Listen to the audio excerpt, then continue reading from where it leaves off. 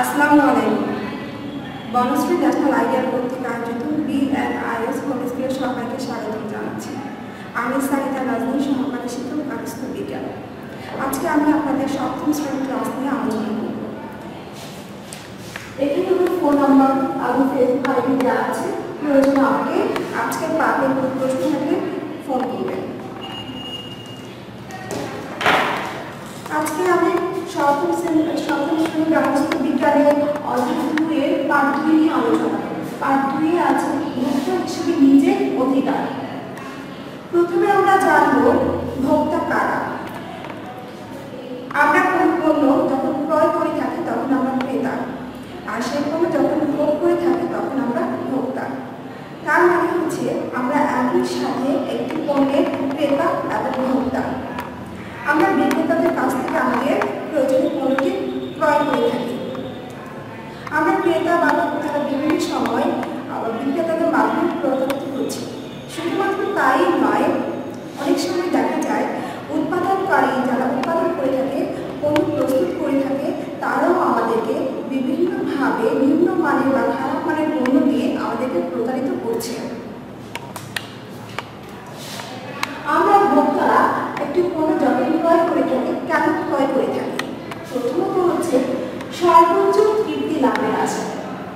আমি যখন একটা পণ্য ক্রয় করবো একটা লক্ষ্য বা উদ্দেশ্য নিয়ে, সেই পণ্যটি আমার কতটুকু মানসিক সন্তুষ্টি দিচ্ছি, পণ্যটি ক্রয় করে আমি ব্যবহারের পর যদি সর্বোচ্চ মানসিক সন্তুষ্টি লাভ করি, তখনই আমার পণ্যটি কেনার উদ্দেশ্য পূরণ হবে। তারপর হচ্ছে আর্থিকভাবে লাভবান হওয়ার জন্য।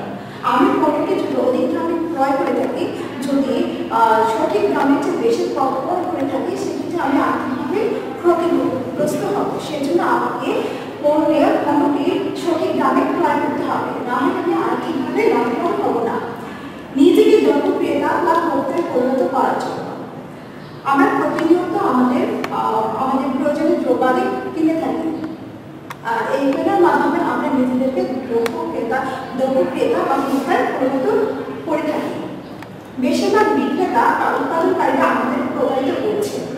আমাদের মতো দেশে বেশিরভাগ বিক্রেতা বা উৎপাদনকারীরা নিম্নমানের পণ্য দিয়ে বা খারাপ মানের পণ্য দিয়ে অতিরিক্ত দাম নিয়ে আমাদের সাথে প্রতারিত করে থাকে। দেখি কি কি আছে। জিনিসপত্রের বেশি ও অযৌক্তিক মূল্য নির্ধারণ। অনেক সময় দেখা যায় পণ্যটির যে দাম হওয়া উচিত তার থেকে অনেক বেশি মূল্য ধরা হয়ে থাকে, বেশি মূল্য বিক্রয় হয়ে থাকে। দূষিত বা ভেজাল দ্রব্য বিক্রি। দূষিত বা ভেজাল দ্রব্য বিক্রি হয়ে থাকে।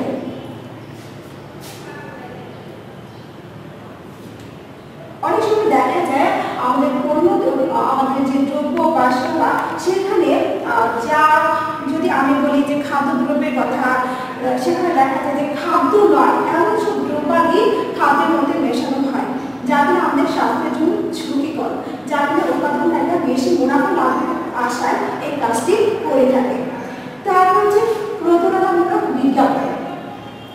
বিজ্ঞাপনের মাধ্যমে আমরা কি করে থাকি? আমরা পণ্য সম্পর্কে জেনে থাকি এবং পণ্য ক্রয়ে আগ্রহী হয়ে থাকি। আমাদের কোনো পণ্য সম্পর্কে আমরা জানতে পারি এবং পণ্য ক্রয়ে আগ্রহী হয়ে থাকি।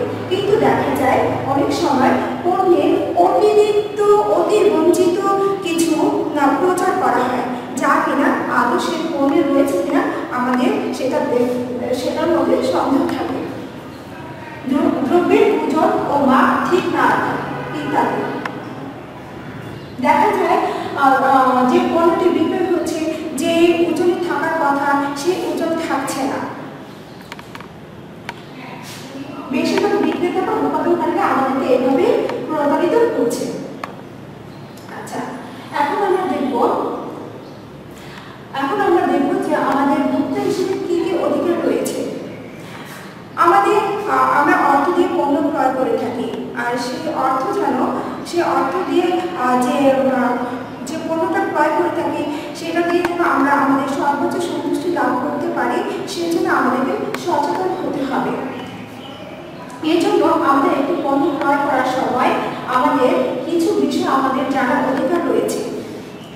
আর এই জন্য পৃথিবীর সকল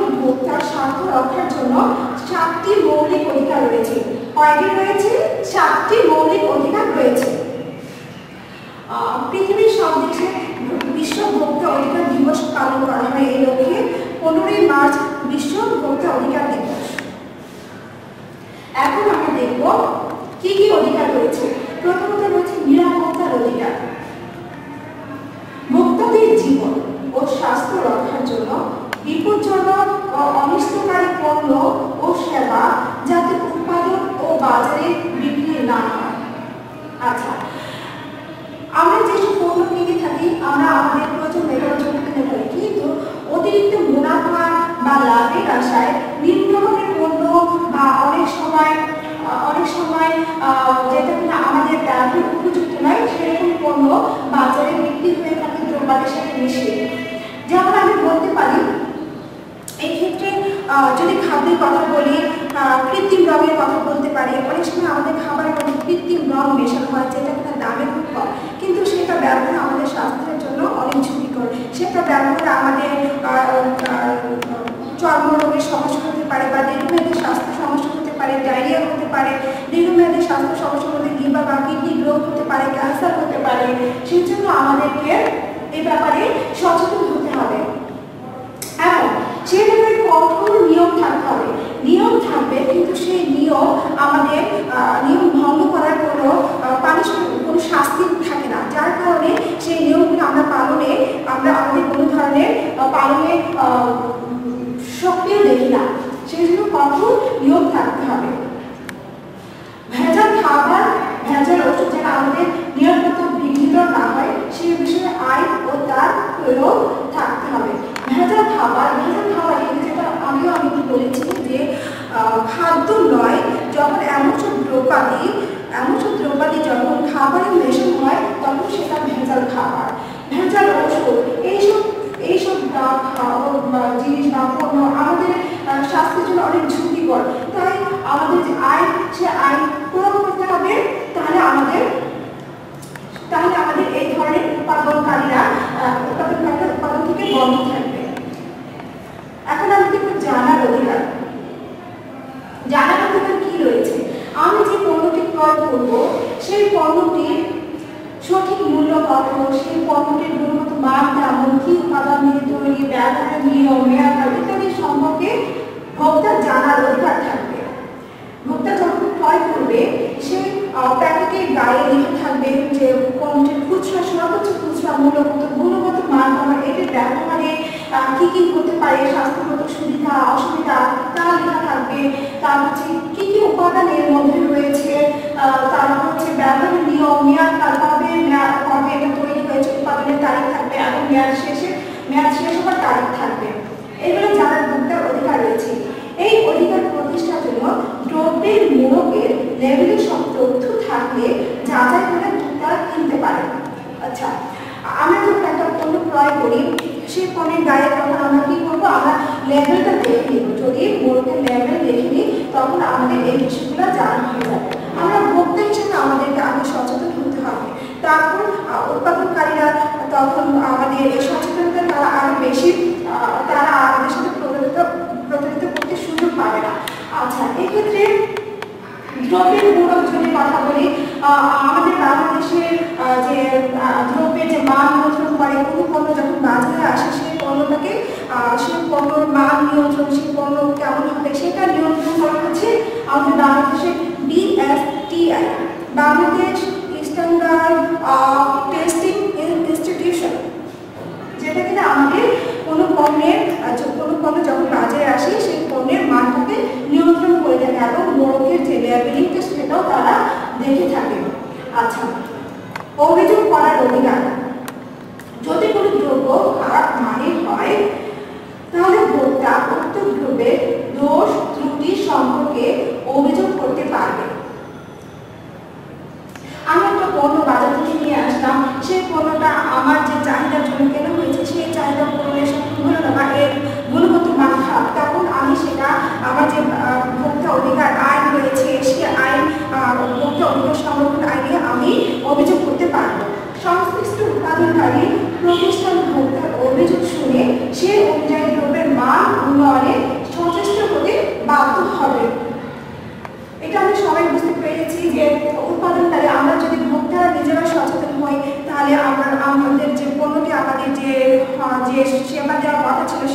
সেবা নিশ্চিত করছে না, তখন উৎপাদনকারী সেই সেবা পরবর্তীতে সেই অভিযোগের ভিত্তিতে সেটা মানটাকে উন্নয়ন করার চেষ্টা করবে। আচ্ছা, ক্ষতিপূরণ পাওয়ার অধিকার। কোন দ্রব্য ও সেবা ব্যবহারের ক্ষতিগ্রস্ত হলে বা দ্রব্যের মান সঠিক না হলে বিক্রেতা তার ক্ষতিপূরণ দিতে বাধ্য থাকবে। আচ্ছা, আমরা যখন কোনো একটি পণ্য ক্রয় করে থাকি তখন ক্রেতা ও বিক্রেতার মধ্যে একটা চুক্তি হয়ে থাকে। যখন বিক্রেতা আমাদের সেই চুক্তি কোনো কারণে বা আমি যে পণ্যটি ক্রয় করছি সেই পণ্যটি আমার চাহিদা পূরণ করতে সক্ষম না হলে বিক্রেতা তাহলে আমাদের সেই চুক্তি ভঙ্গ করেছে, আর এই ভঙ্গের জন্য আমি আমার ক্রয়কৃত পণ্যের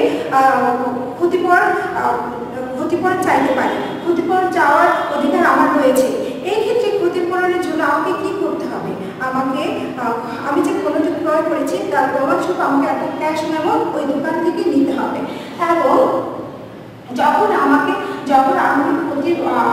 ক্ষতিগ্রস্ত হব তখন আমি ওই দোকানে ক্যাশ মেমো দিয়ে আমি আমার ক্ষতিপূরণ আদায়ের জন্য বলে থাকবো। আচ্ছা, এটি ভোক্তার অন্যতম অধিকার। অনেক বিক্রেতা ভোক্তাকে দ্রব্য করে ক্যাশ মেমো দিতে চায় না। এক্ষেত্রে দেখা যায় বিক্রেতা অনেক সময় বিক্রিত পণ্যের ক্যাশ মেমো দিতে চায় না। এটাও একটা তাদের প্রতারণামূলক কৌশল। অনেক সময় দেখা যায় ক্যাশ মেমোতে লিখে থাকে বিক্রিত পণ্য ফেরত দেওয়া হয় না। এটাও একটা বিক্রেতাদের প্রতারণামূলক আচরণ। এই জন্য আমাদের কি করতে হবে?